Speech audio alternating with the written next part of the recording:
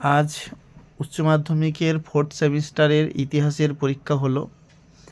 আমি শম্ভু স্যার তোমাদের 4th সেমিস্টারের যে ইতিহাসের সাজেশান দিয়েছিলাম সেখান থেকেই এই অনেকগুলো কমন প্রশ্ন এসেছে। আমি যে টপিকগুলো তোমাদের একটু বেশি গুরুত্ব দিয়ে পড়তে বলেছিলাম, কেবলমাত্র ব্যতিক্রম নেতাজি সুভাষচন্দ্র বসু বাদে বাকি কিন্তু মোটামুটি সেই জায়গা থেকেই প্রশ্ন এসেছে। আমি তোমাদের বলেছিলাম যে মহাবিদ্রোহের কারণ থেকে প্রশ্ন আসবেই আমি তোমাদের বলেছিলাম। দেখো, মহাবিদ্রোহের রাজনৈতিক কারণ ও অর্থনৈতিক কারণ দুটো আলাদাভাবে 3 নম্বরের প্রশ্ন দিয়েছে। এরপর দেখো 2 দাগে আলিগড় আন্দোলন, মানে সৈয়দ আহমেদ খান ও আলিগড় আন্দোলন, এখান থেকেও দেখো প্রশ্ন এসেছে।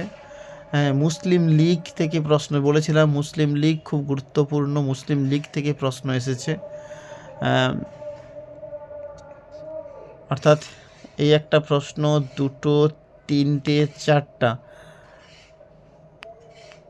4টা প্রশ্ন এখান থেকে আমরা দেখলাম। 3-এর দাগে দেখো, 3-এর দাগে আমি বলেছিলাম গণপরিষদ। এখানে দেখো গণপরিষদ আমি তোমাদের সাজেশান দিয়েছিলাম, করিয়েছি। আমি পরীক্ষা আর সময়ও প্রশ্ন দিয়েছি। আচ্ছা, ভারতের সংবিধানের 2টো বৈশিষ্ট্য, এটা তো আমি তোমাদের একদম হুবহু দিয়েছি, হুবহু এসেছে। আচ্ছা, এরপরে দেখো আমি তোমাদের পঞ্চবার্ষিকী পরিকল্পনা বলেছিলাম, প্রথম 5টি পঞ্চবার্ষিকী পরিকল্পনা ভালো করে করবে। আমি তোমাদের সুন্দর করে কিন্তু বুঝেছিলাম, বোর্ডওয়ার্ক করে বুঝেছিলাম। আমি তোমাদের কোন পঞ্চবার্ষিকী পরিকল্পনার কোন মডেল, কে প্রধানমন্ত্রী সেই সময় ছিলেন, কোন পঞ্চবার্ষিকী পরিকল্পনা কতটা সফলতা লাভ করেছিল।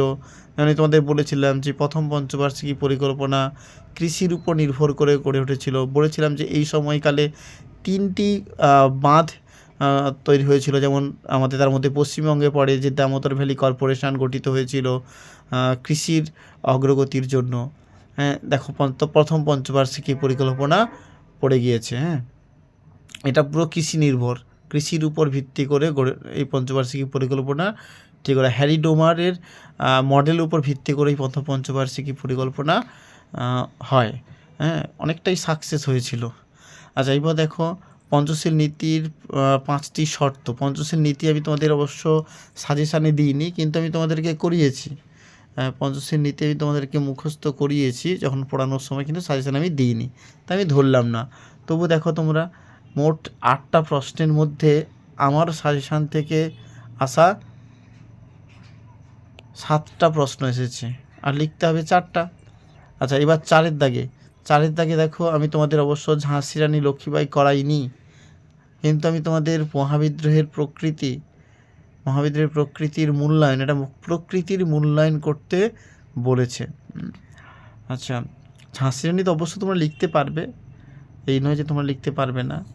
আচ্ছা, সম্পদের বহির্গমন তত্ত্বে দাদাভাই নওরোজির ভূমিকা সম্পর্কে আলোচনা করো। আচ্ছা, এটা আমি তোমাদের করাইনি, কিন্তু নরমপন্থী বলতে তুমি কি বোঝো, কয়েকজন বিখ্যাত নরমপন্থী নেতার নাম, এই প্রশ্নটা আমি তোমাদের করিয়েছি। আচ্ছা, এবার অনুশীলন সমিতি কে কবে প্রতিষ্ঠা করেন, অনুশীলন সমিতির প্রথম সভাপতি কে ছিল, এটা আমি তোমাদের করিনি। কিন্তু গান্ধীজির ডান্ডি অভিযানের কারণ ও তাৎপর্য, মানে গান্ধীজি কেন ডান্ডি অভিযান করেছিল, প্রত্যেকেই তোমরা জানো, তোমাদেরকে তো পড়িয়েছি, বুঝিয়েছি যে আইন অমান্য আন্দোলনের জন্য তিনি ডান্ডি অভিযান করেছিলেন। এবার ডান্ডি কেন অভিযান করেছিলেন, বা ডান্ডি অভিযানে কেন তিনি লবণ আইন ভঙ্গ করার মধ্য দিয়ে ডান্ডি অভিযান করলেন বা আইন অমান্য আন্দোলন শুরু করলেন, এটা তোমাদের সুন্দর করে বুঝিয়েছি, তোমাদের নোটসও লেখানো আছে। আচ্ছা, এই প্রশ্নটা আমি তোমাদের করাইনি, সেটা কি না, সেটা হলো ভারতের সংবিধানের 15 নম্বর অনুচ্ছেদ নারীর ক্ষমতায়ন সম্পর্কে কি বলা হয়েছে। কিন্তু আমি তোমাদের এই প্রশ্নটা করিয়েছি, এই যে নেহেরু মহলানবিশ মডেল, এটা তোমরা প্রত্যেকে জানো, এটা কিন্তু পঞ্চবার্ষিকী পরিকল্পনার মধ্যে পড়েছে। আচ্ছা, এরপর তোমাদের তো এটা আমি এটা আমার হুবহু এই লেখাটা কমন এসছে যে বাংলাদেশের মুক্তিযুদ্ধে প্রধানমন্ত্রী ইন্দিরা গান্ধীর ভূমিকা আমি তোমাদের বলেছিলাম, নিশ্চয়ই তোমাদের মনে আছে, আমি বলেছিলাম যে এই সময় বাংলাদেশের সঙ্গে ভারতবর্ষের একটা সম্পর্কের জায়গা থেকে, খারাপ সম্পর্ক, সেই জায়গা থেকে বাংলাদেশে তারা নিজেদের জাতির জনককে ভুলে যাচ্ছে। সেক্ষেত্রে তারা তো ভারতকে তারা শত্রু মনে করছে, কিন্তু সেই ভারতবর্ষই তাদের স্বাধীনতা আন্দোলনে গুরুত্বপূর্ণ ভূমিকা গ্রহণ করেছিল 1971 সালে।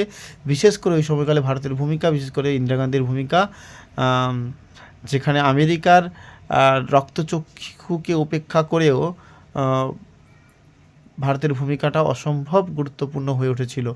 তাই এটা গুরুত্বপূর্ণ। আবার দেখো সেই জায়গা থেকে এই প্রশ্নটাও এসছে যে ওই সময় আমেরিকা ভারতবর্ষকে আক্রমণ করার জন্য যুদ্ধজাহাজ পাঠিয়েছিল, কিন্তু সেখানে এই যে ইন্দো সোভিয়েত চুক্তি 1971 সালে, যার ফলস্বরূপ কী হয়েছিল না, রাশিয়া বা সোভিয়েত রাশিয়া সেও কিন্তু আমেরিকার বিরুদ্ধে ভারতবর্ষের পক্ষে যুদ্ধ তরী পাঠিয়েছিল।